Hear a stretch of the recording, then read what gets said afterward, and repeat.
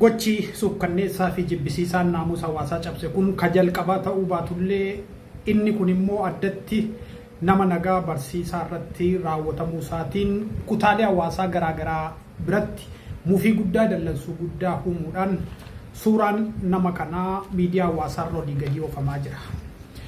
Akkuma asirratti argitan kun namni kun maqaan isaa Barsiisaa Gammadee Jiloo Bariisooti. Godina Gujii Lixaa Aanaa Bulee Horaa Gandaa Roophii Magadaa jiraata. Hojiin isaas barsiisaadha. Barsiisaa moodeelaati. Kolleejjii barsiisota Fiicheerraatii qabxii olaanaa fiduudhaan eebbifamee gara hojii barsiisummaatti bobba'e. Barsiisaa kana tibba kana shaneedha sababa jedhuun uummata fuulduratti fi barattoota isaa fuulduratti uffata isaa irraa yaasuudhaan qullaa isaa reebicha ulfaataa erga irratti raawwatanii erga laaffisanii dadhabsiisanii booda kaampii raayyaa ittisa biyyaa magaalaa Roophii Magadaa galchan. Kun guyyoota muraasa dura wayita qabamu taatee isarratti raawwatamedha. Erga kaampii mooraa raayyaa ittisa biyyaa magaalattiitti argamu galchanii immoo hanga har'aatti lubbuun jiraachuuf dhiisuun isaa wanta adda bahee hin jiru. Barsiisaan dhaloota qaru akkasiin hawaasaa fi barattoota isaa fuulduratti salphifamee gochi suukkanneessaan irratti raawwatame kan faallaa namummaa ilma nama tokkorraa hin eegamnedha. Gocha garajabummaadha. Gocha bineensummaadha. Gochi kunis seenaa Itoophiyaa keessatti bara kana yeroo biltsiginnaa keessatti uummata nagaa irratti raawwatamuutti jira.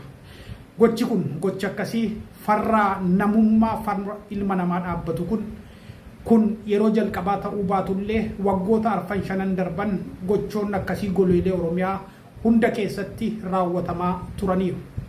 Namoonni hedduun mana isaanii keessatti haala suukkanneessaatiin qawwee biltsiginnaatiin ajjeefamaniiru.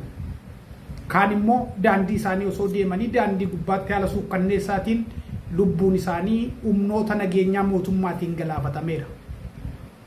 Hedduun immoo akkuma barsiisaa kanaa bakka hojii isaaniitti haala suukkanneessaatiin lubbuu isaanii dhabaniiru. Hedduu isaanii ilmaan keessantu yookaan immoo fira keessantu bosona jira jechuudhaan haala suukkanneessaadhaan ajjeefamaniiru. Abbootiin, haadholiin waggaa 60, 70, 80 ta'an ilma isaanii waggaa 18 ol ta'e, waggaa 20, 30 ta'e ilmi keessan dirree qabsoo jira jechuudhaan itti gaafatamummaa isaanii isaaniif kennanii ilma isaanii kana sababa ilma isaaniitiin hedduun ajjeefamaniiru. Daa'imman hedduun haadhaaf abbaa malee sababa kanaatiin hafaniiru. Dubartoonni, haadholiin haala suukkanneessaatiin gocha garajabummaatiin gudeedamaniiru.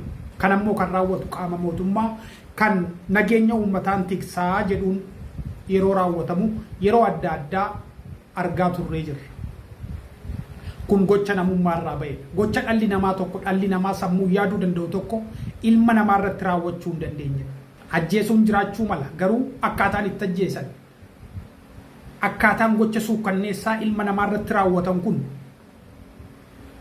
qaamota gocha kana raawwatan nama jechuurra bineensa jechuutu salphata nama jechisiisa. Ilmi namaa tokko namni yaaduu danda'u dhala namaatiin miti waan lubbuu qabu tokkoof naasuu qaba.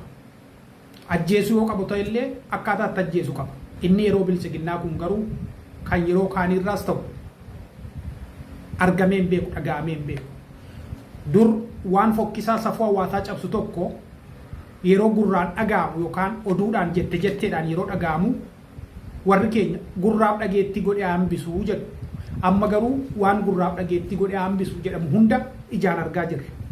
Akka taanii duraanii sanatti gurraan dhageetti godhee hambisuu jennee bira darbuu hin dandeenye. Ija keenyaanis argaa jirra. Waan hawaasa irratti raawwatamu ilaalaa jirra. Barsiisaan kun ati shaneedha jedhamuudhaan tappeellaan kun itti maxxanfamuudhaan bifa kanaan uffanni isaa irraa yaafamee akka hin taanetti haala suukkanneessaatiin reebamee erga laaffifamee booda kan mooraa kaampii raayyaan ittisa biyyaa magaalattii qubatee jiru keessa galchan. Sanaa booda garuu hanga har'aatti barsiisaan kun lubbuun tureeraaf hin turreensaa wanti beekamu jiru. Gocha gara jabeenyaa baay'ee nama jibbisiisu.